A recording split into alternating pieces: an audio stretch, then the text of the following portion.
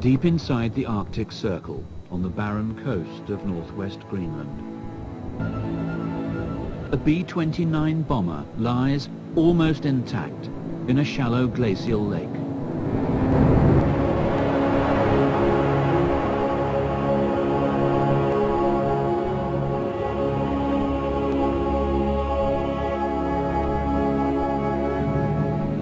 The plane, called the Kee Bird, was on a secret reconnaissance mission in 1947. The pilot lost his bearings, ran out of fuel, and crash-landed on the snow-covered surface of a frozen lake. The crew were rescued, but the Kee Bird would lie here untouched for nearly 50 years.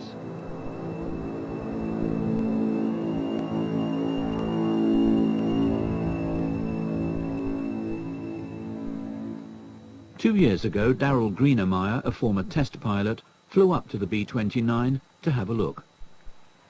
I got wind of this B29, and it really is a unique opportunity because it's in very good condition, it's very complete. It may be the only airplane in the world that I can think of that's been sitting somewhere for 50 years that you could actually get in and potentially fly. I mean, that hasn't been damaged that much, and so it really is an interesting project. It's just in a faraway place. That's the reason it's available. The airplane itself is basically sound. There isn't any problems with it. We'll put new engines and stuff on it, and it should fly just fine.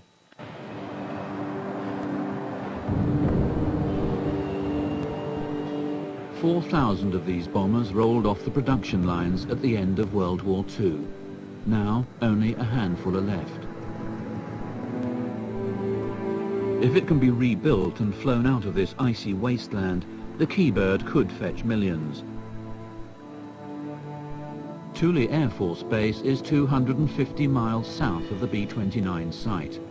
From here, Darryl will launch his expedition to bring back the bomber.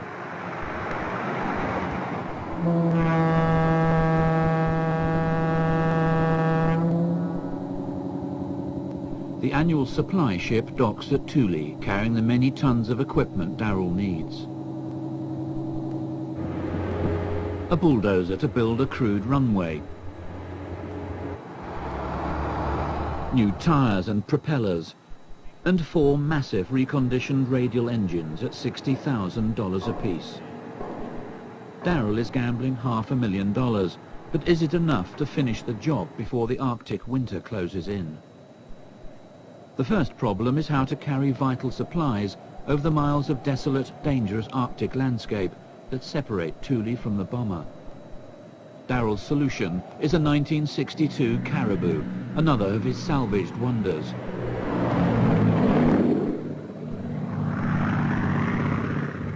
It's an ideal workhorse, but is a 30-year-old airplane any match for the treacherous Arctic terrain? It's basically a short field, short landing and takeoff airplane, and it's made for unimproved fields. They use it in Vietnam a lot, and it's a pretty rugged airplane. It's ideal for this sort of thing, flying these engines in, and it'll carry a pretty good load. Darryl's tight budget has left the Caribou without proper de-icing equipment, a big risk in this frozen corner of the world. He's brought together an 8-man team of engineers, mechanics and pilots. Roger's with us because he's an excellent pilot. I've known him for years, and Rick, the head mechanic, is just he does magic with mechanical things. And Vernon came highly recommended from a good friend of mine in Scottsdale.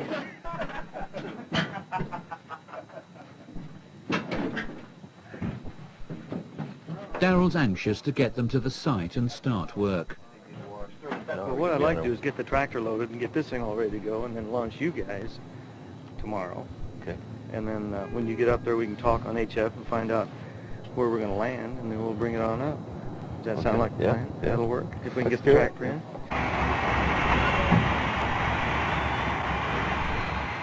But the bulldozer is several tons heavier than the Caribou is built to carry.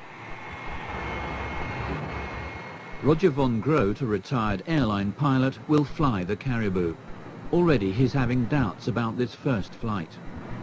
Well, I've been with him on a couple of projects. Last year I helped him bring an F7F back from Quantico, Virginia to California. And so about 5 months ago he asked if I'd like to fly the Caribou around. It's a little bit higher risk than I really thought it would be because Darryl maxes everything to the limit. If both engines run, it'll get off the ground.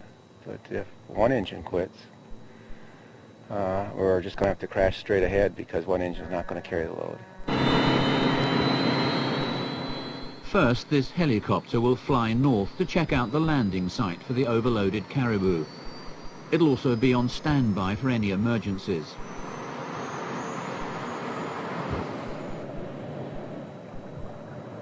But the unpredictable Arctic weather suddenly turns nasty, and the Caribou can't fly through icy cloud and fog. Weather's definitely going to be the Determining factor Yeah. here. You know, there's a lot of things that could happen. I mean, there's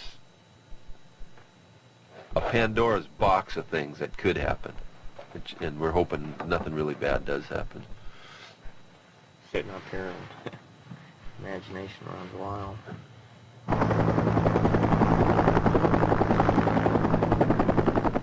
When the skies eventually clear, the chopper heads out over the glacier.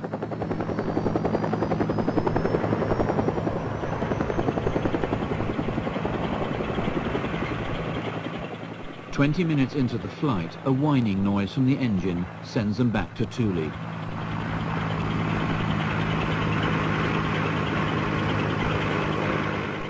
With the helicopter out of action, Darryl must think up another plan, safe enough for the team to go along with.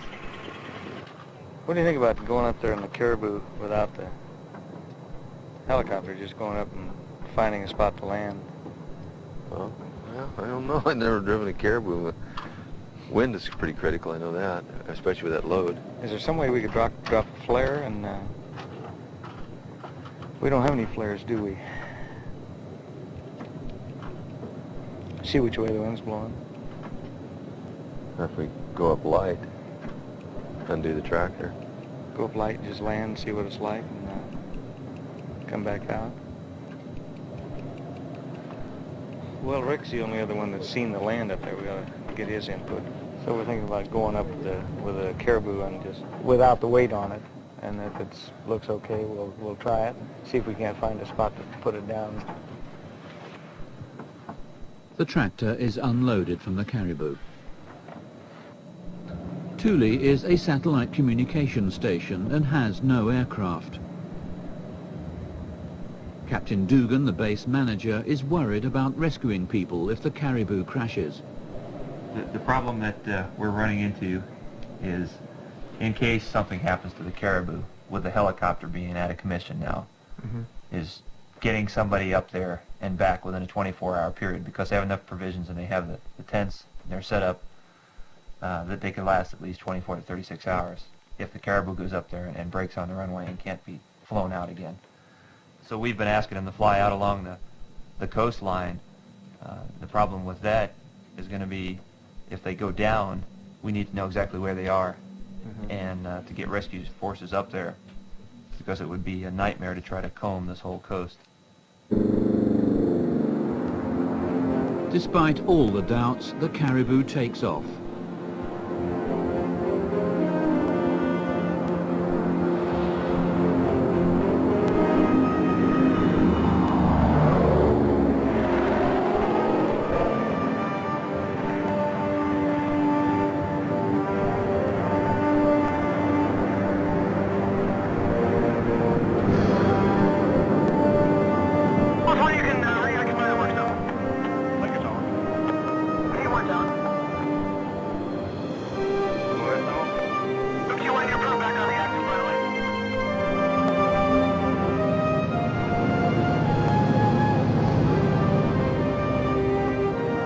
It's a 2.5-hour flight over icy seas and uncharted glaciers.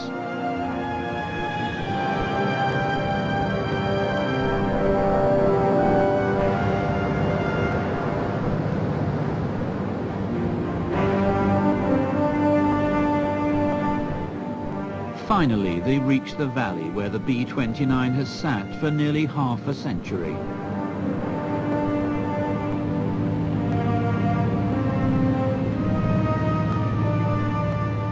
Roger makes a trial touchdown to test the ground.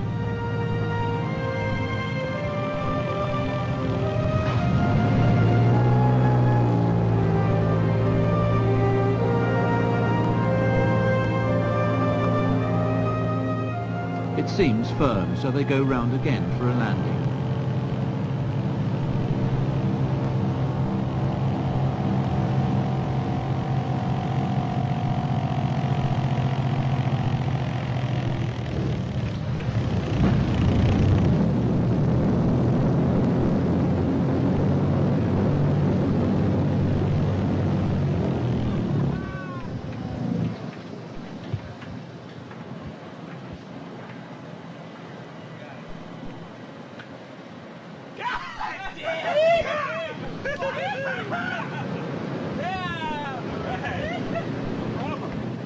Fantastico. Fantastico, yeah. What do you think, Roger? Well, fantastic, huh? If we can get the thing turned around in this soft dirt, you know. Oh yeah, we can. And we in can. fact, with this, I felt this is the Yeah. first really soft stuff we had. Look back Yeah. there. You like our Garib approach? Well, now we can get giddy. I wish I'd have been in the left seat. That's what I was thinking the whole time. Well, he did a good job. Oh,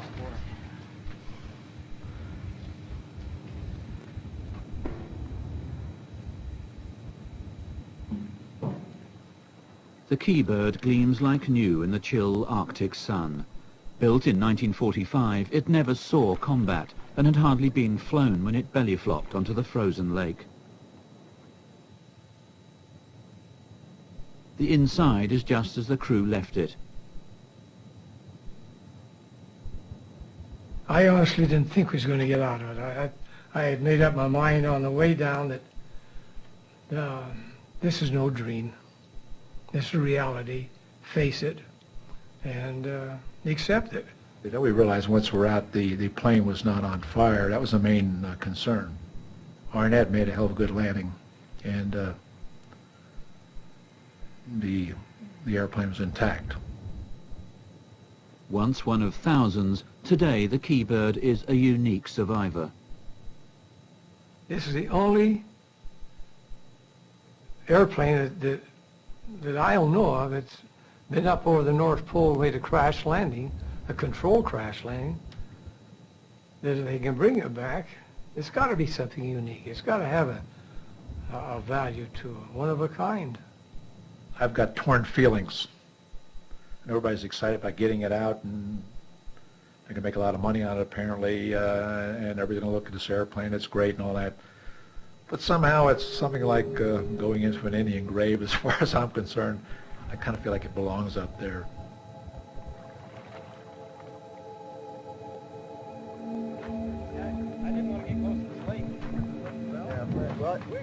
Darryl, ever the optimist, reckons it'll take about 3 weeks to get the bomber into the air.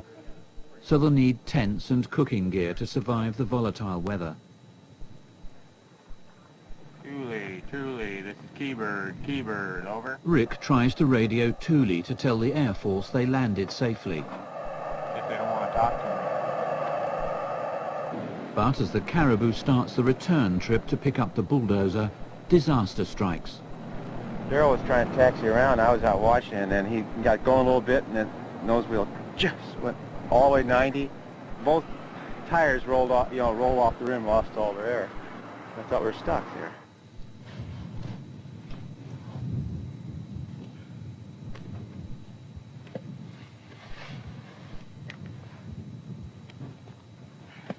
It takes hours to dig out the wheels, and the only way to inflate the tires is with highly inflammable propane gas from the camp stove.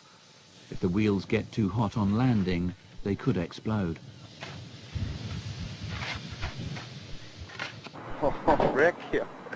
Oh, yeah, we fill it with propane. Ingenuity. Yeah. He said, don't roll them too fast or they might blow. The caribou heads off for Thule to pick up the bulldozer.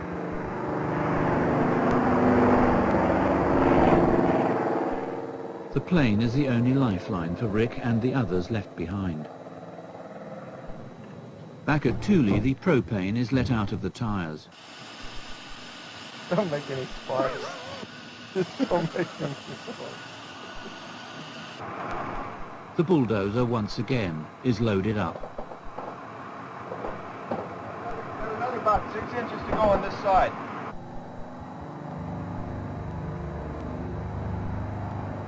The dangerously overburdened caribou lumbers off on the flight Roger has been dreading.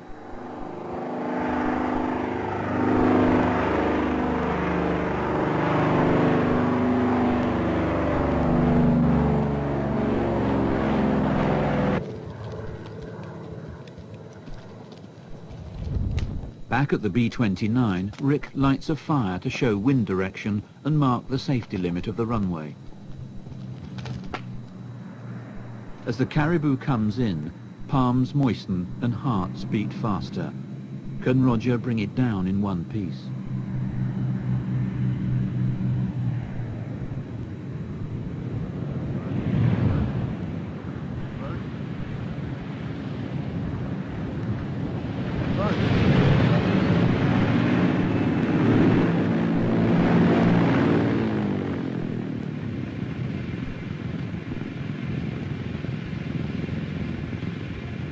Came in no flapper.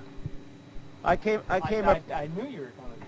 Oh, 90 knots. I was stalling. I was in this shaker at 90, and Darryl said we can't do it without he flaps. I thought, oh shit, I don't want to go all the way back to it. We're getting low on fuel. The wing flaps had failed and Roger almost lost control as the caribou ploughed into the soft earth. Another inch deeper and the propellers would have smashed into the ground, ending the expedition before it had begun.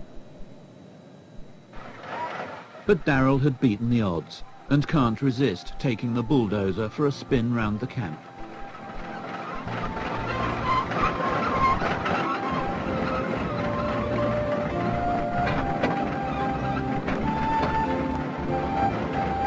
Darryl and his new toy. Out tearing up our new runway. Yeah, look at him. He's tearing up the fun out there.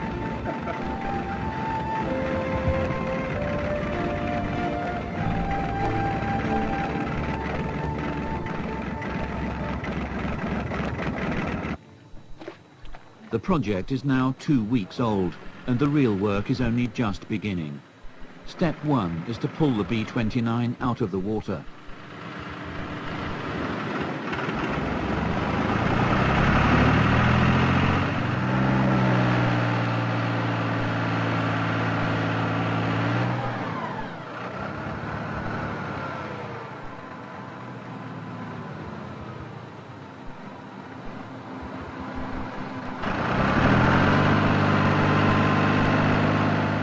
But the plane has sunk into the mud and won't budge easily. Again, the thinking caps go on. But if we had 2 pulleys, we could go back to the... Well, we've got 2 pulleys. Will that little one fit on this cable at all? Have we got a smaller cable? Well, let's try that. A makeshift pulley system does the trick.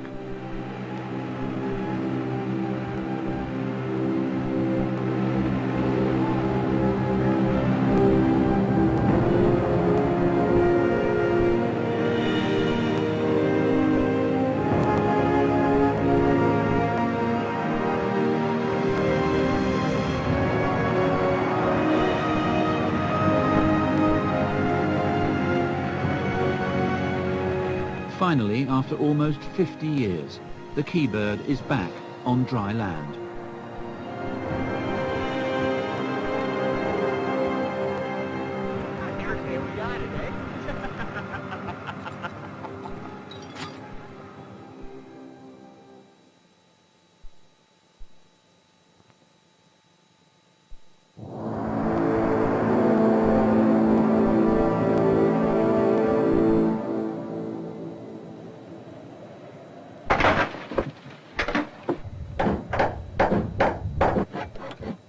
When the giant B29 crashed in 1947, the bomb bay doors were badly mauled. They'll be taken off completely for the flight to Thule.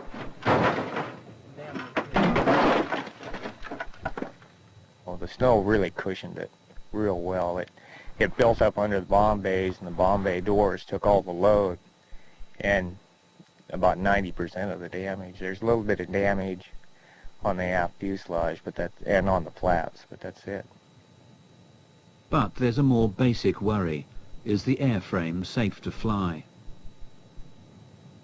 Well, in my business, you learn to see corrosion, and the worst kind is intergranular corrosion. There's not even any surface corrosion on the airplane, or very minimal, and not in any structural areas. So I have no fear at all that the structural integrity of the airplane's intact. The key elements were the engines, but we've got 4 new engines. We ran 2 of them on the test stand. They ran great. We need to get these engines on and tidied up and ready to run, and then hang propellers. The tires, they look good, but they're rayon, and rayon doesn't age well, so we brought up some nylon tires to change them out. The rudder and the elevators are going to be changed out. Coming on over here to the ailerons, the control surfaces were fabric, and they have to be changed. They were paper thin. You could put your finger right through them. So that pretty well covers the the major items. There's a lot of work to do inside, like cleaning up the cockpit, and there's some instruments that are missing and damaged, and that's pretty much it.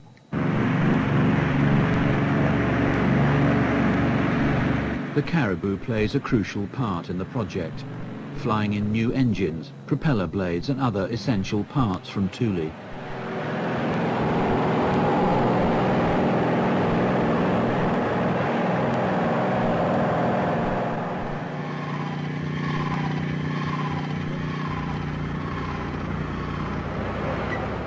The propellers were badly buckled by the impact of the crash. The engine bearings were completely shot.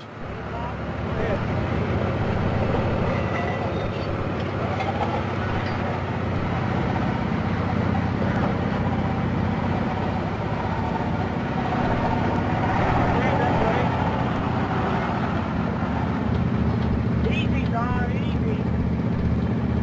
I lay down, just real easy. The engines themselves are massive 18-cylinder radials, the most powerful ever built. Fitting the huge engines is a tough job even in a well-equipped hangar. Doing it in the middle of the Arctic will be a back-breaking task. Well, how do you want to dismantle this thing? Well, first we got to take the carburetor, take all this stuff off. Then we got to take the injection pumps off, and we got to take the carburetor off. Okay. And then we take the motor mount off. All right. To help pay for the project, the old engines will be overhauled and sold off.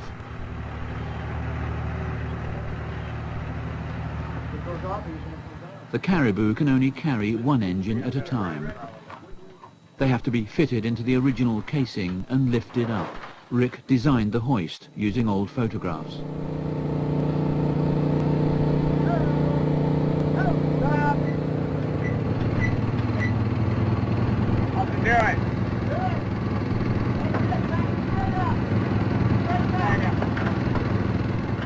Darryl can't afford thousands of new parts.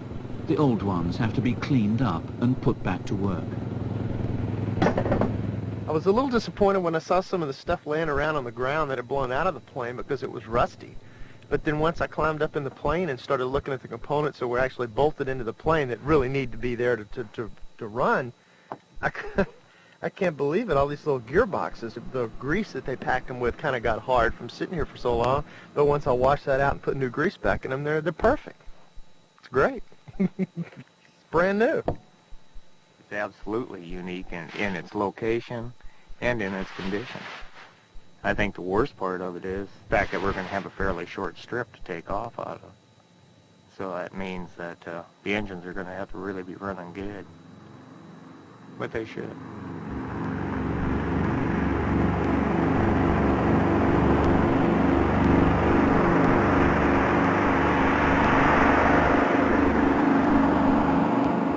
But the B29 isn't the only plane with problems. On the next shuttle trip to Thule, Roger has to turn back after the Caribou loses an engine.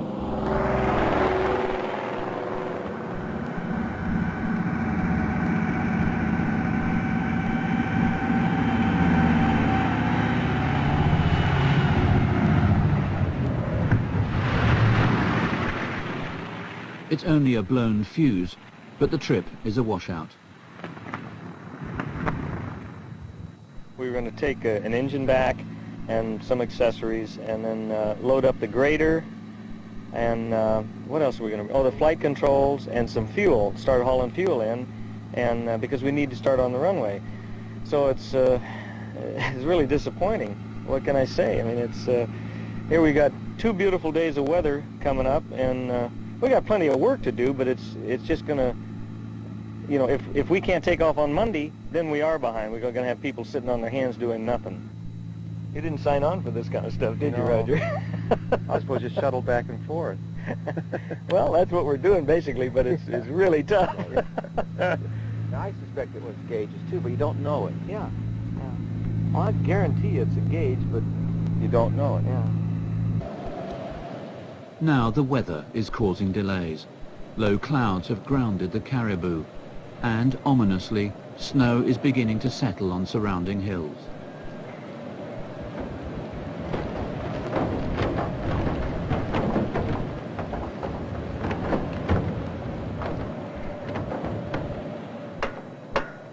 The freezing wind chills the bone, making the 15-hour days seem like a week. Generators and starter motors have to be fitted to the engines. The exhaust cowling has to be hammered on. Precious hours slip away. Have you heard a report from the CASA on the tops of the clouds, and also is it scattered or broken back to Thule? It's now August, and the project is 2 weeks behind. Darryl is desperate to keep the shuttle flights going and takes bigger risks with the weather. The tops could be up to like 20,000, so don't bother going that direction. Okay, I guess we'll give it a shot. We'll come around and then we'll try and come in under it.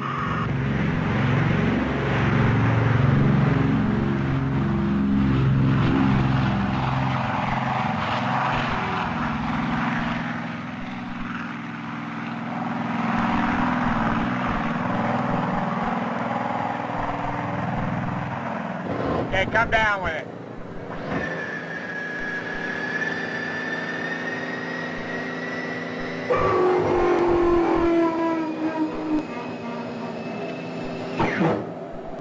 Let's go ahead and go back up with it again.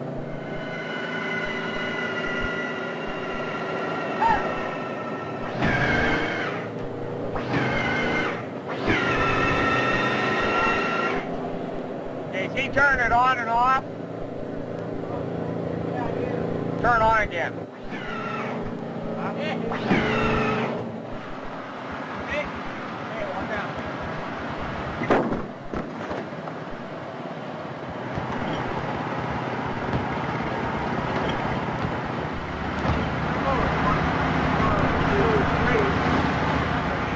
Seven days of rain have dampened the spirits.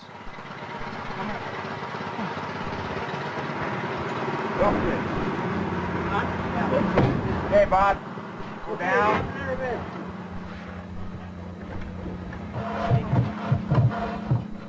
Rick, in particular, is showing the strain of the grinding workload. Give me a screwdriver. A small one, Cecilio.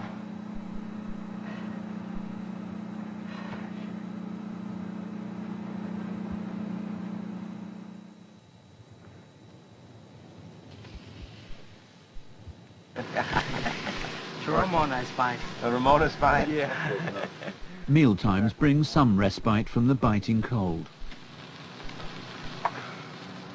Very good, huh? Yeah, it's very good. I've been looking for a good waitress. I guess I'm good. Yeah. Oh, the dress. No need a good that.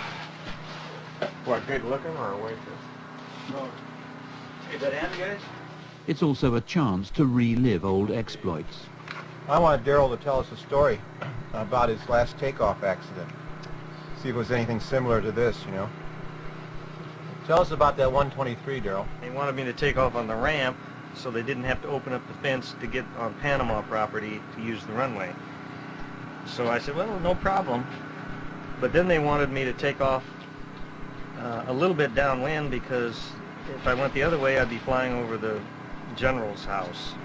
Okay. And so I said, well, okay, I think so. It was a downhill run and then a slight turn about 60 knots and then down the ramp. How much runway do you have all told? I don't remember, but what happened was I went down a little hill and made the right turn, and then it started bouncing, and all of a sudden the nose wheel steering kicked out, and I tried to hold it, and I was too close to the fence, and so it kind of lifted off and then squatted right down on the fence. But I didn't give up just then. I kept going.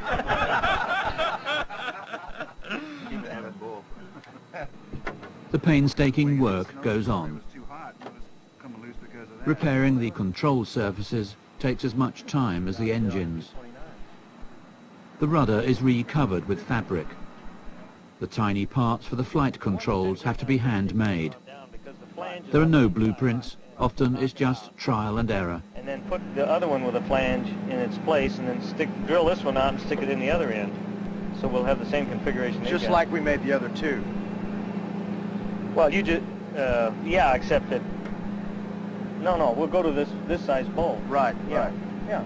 So we're going up. Okay. Right. By the time the rudder is ready, the project has taken 5 weeks, far longer than Darryl's original forecast. More? Oh, hang on. Why don't you give me that, the bolt? Is that the correct one up there? Yep. Even simple jobs are taking ages. All right. Beautiful.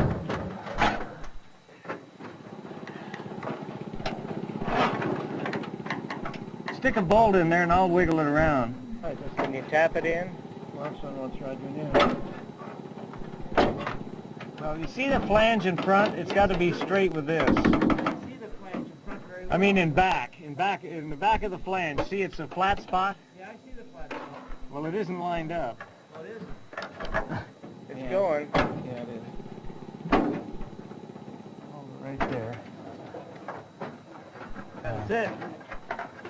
Well, it fell in. Are you crying? Are you so happy with those tears of joy? You got it. But the long hours are beginning to pay off. The B29 now looks very different from when they started in July. The propellers came out of the prop shop in Tucson, and they've been overhauled, but they haven't been final assembled yet. We'll put those together and hang them on. But I don't anticipate any problem with that.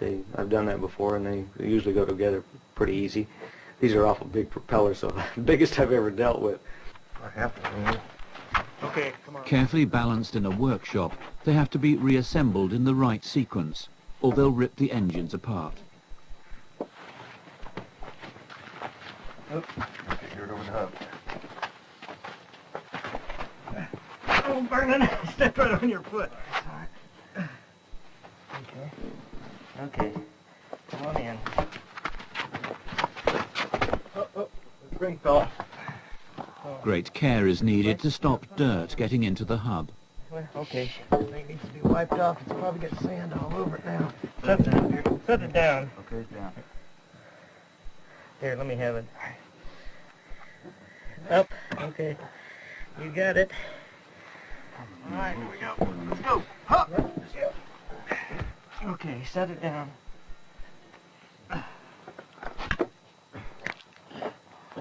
Damn! Yeah, look at Well, you that. see, that's what happens when you have the first team in. Oh, that's right. 16 feet across and weighing almost a ton, they're difficult to maneuver. Oh, that's fine. Okay, that looks good. Whoa, whoa, whoa. We're going to have to come down about 1.5 inches first. How's the crane first? Okay. A little bit more. Okay, hold it. Okay, that's it. Okay, now you should be able to rock it. Okay. Jump on it. Whoa! Now it's time to start an engine.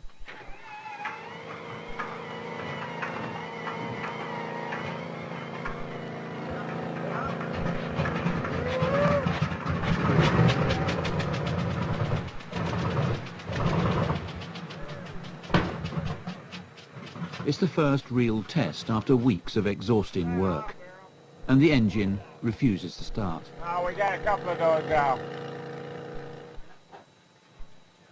Rick thinks he knows what's wrong. Could you give me a pair of tin snips? Somebody? Great. Get it again.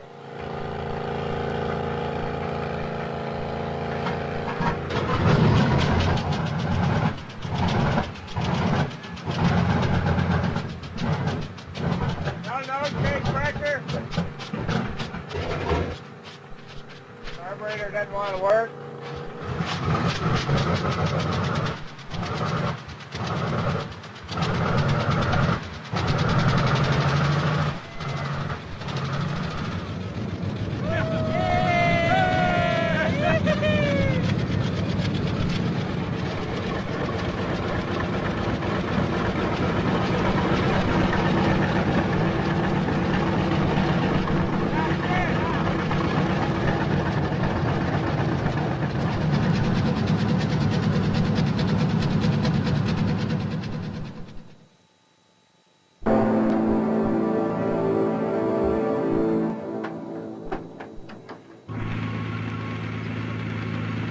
Weeks of back-breaking work repairing the B29 will all be wasted if it can't take off.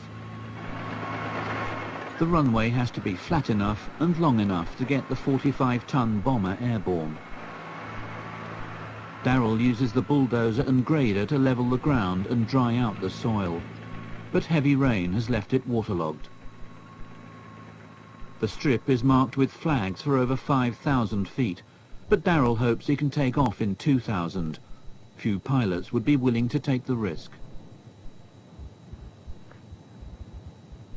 This is the worst spot of all, right here, and it's really at a critical distance.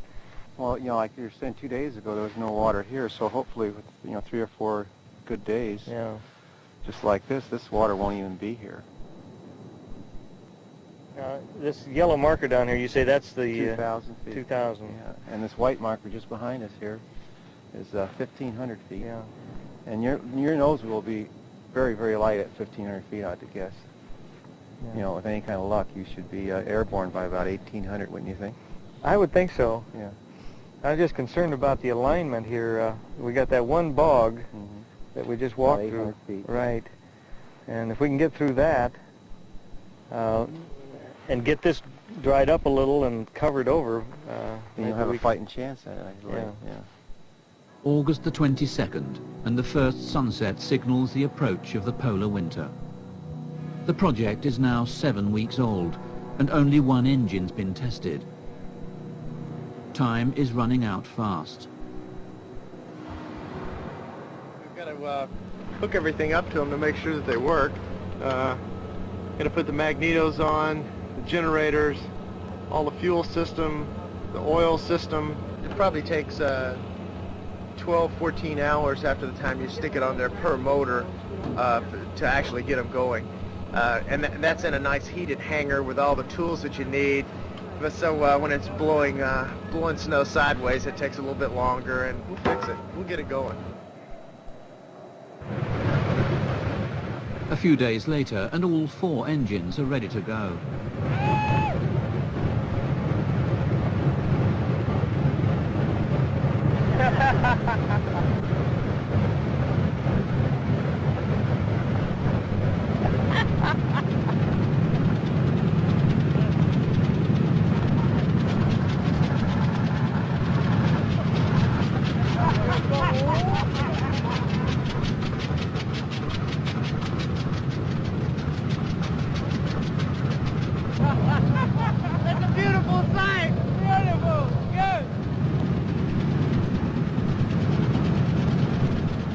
The engines will have to run perfectly to lift the giant bomber from such a short runway. Rick is worried the Kee Bird might not make it. Why don't you stand off on that side and look down there and see if you can see any oil leaks. I'm going to go around here and see if I can find anything.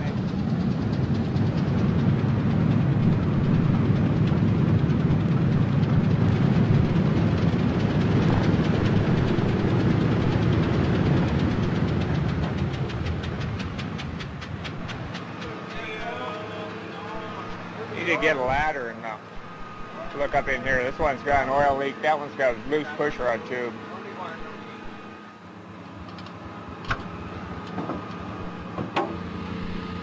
It sounds a little bit out Does it? Didn't sound good in there. Yeah, and it's well, it ran better when I leaned it out. We need to. Well, it was got to just pouring black smoke out. Okay. Well, a little bit of tweaking. Yeah. Rick is extremely tired. He's taking painkillers for what he thinks is back strain. But the pills don't always work.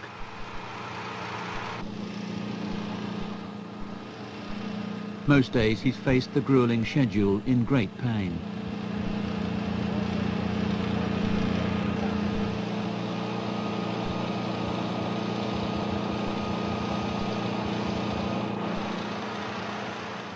Rick's condition is also a major practical headache for Darryl.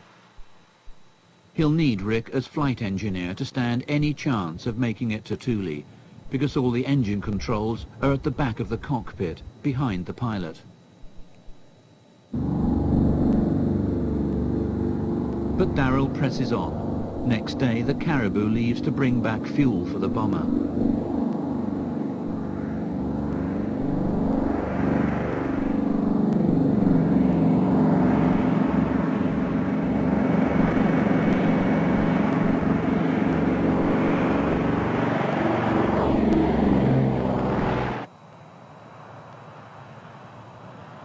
It returns with a serious mechanical problem, the worst so far.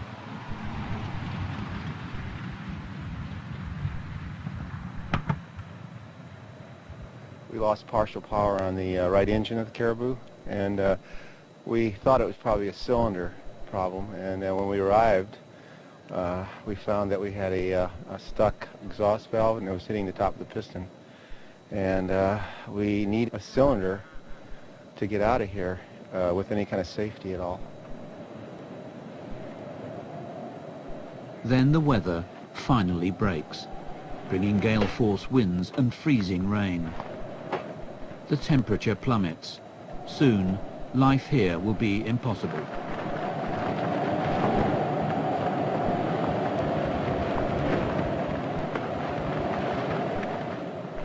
The only hope of escape is to get the Caribou flying again. Roger radios Thule to send a spare cylinder. The only plane around is a tiny single-engine Cessna from the Thule Flying Club. Flying almost blind through low cloud, the Cessna suddenly pops into view. But will it overshoot the makeshift runway?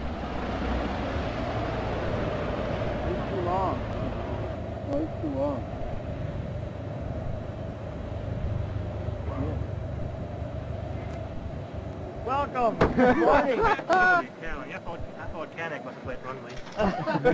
Good morning. Finally found you.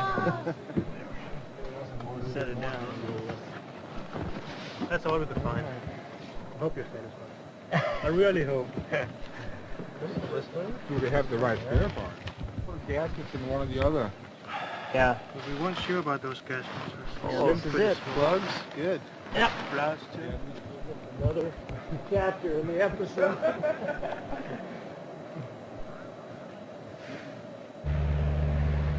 The Cessna pilot is keen to get away before the bad weather returns. It does the next day. If they don't get out now, they never will. The first winter snow is settling on the camp.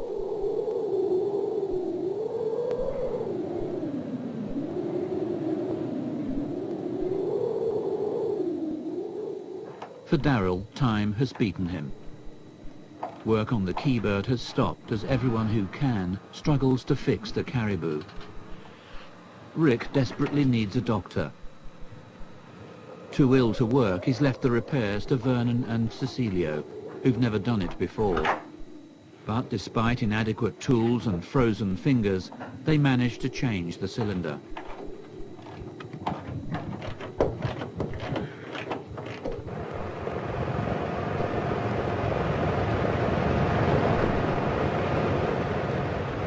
The engine still has a serious oil leak. There's no guarantee it won't pack up altogether as they fly over the glacier. Is there any way to put oil in it while we're going? There is, but it's not hooked up. Can we hook it up? I don't know, we could ask Rick.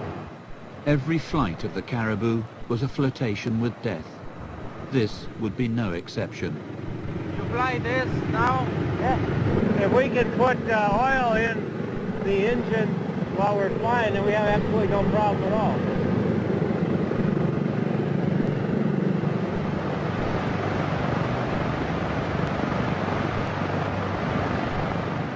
Darryl's dream and the money he sunk into the project will all be left behind.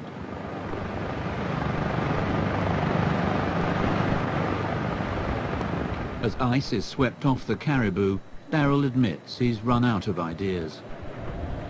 I'm just going to have to sit down and take a long thinking session about what we're going to do.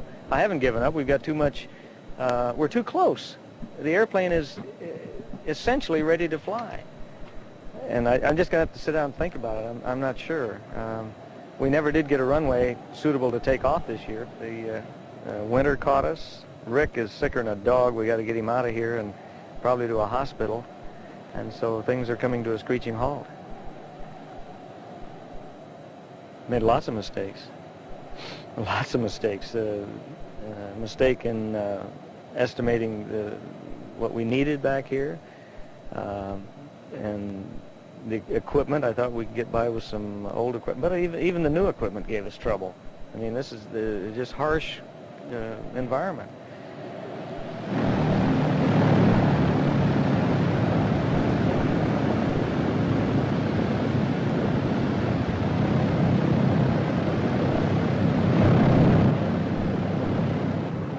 At last they're ready to pull out, leaving the Kee Bird where it's been for nearly 50 years.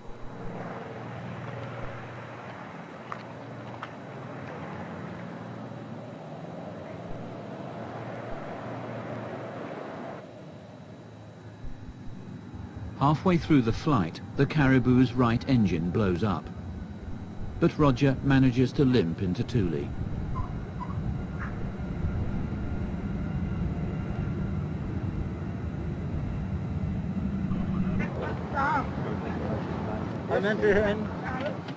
Rick, barely conscious, is carried off. Next day he's flown to hospital in Canada. Tragically, 2 weeks later, following an operation for serious blood clots, he dies. And the bomber he'd planned to fly over the Humboldt Glacier stayed where it had been for nearly 50 years.